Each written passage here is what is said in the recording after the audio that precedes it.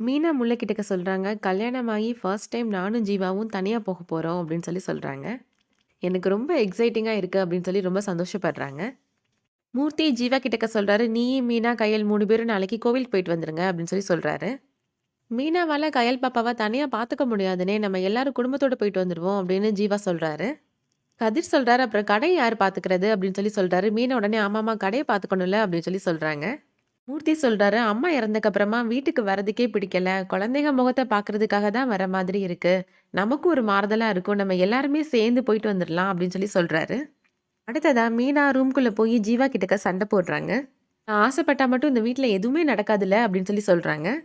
"நம்ம 2 பேரும் தனியா போலாம் அப்படின்னு எவ்ளோ சந்தோஷமா இருந்தேன். ஆனா கடைசியா இப்படி கெடுத்துட்டியே ஜீவா" அப்படின்னு சொல்றாங்க. "அயல எப்படி தனியா பார்த்துக்குவ மீனா" அப்படின்னு ஜீவா சொல்றாரு.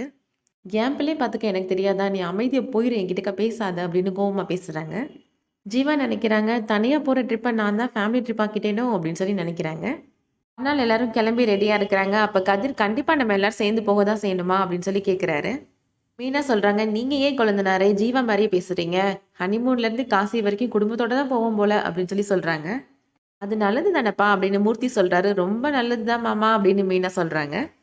ஜனார்த்தனன் இப்ப வீட்டுக்கு வராரு. "மாப்பிள்ளையும் நீயும் தடவையா தனியா வெளியில போறீங்க. பார்த்து போயிட்டு வாம்மா" அப்படின்னு சொல்றாரு.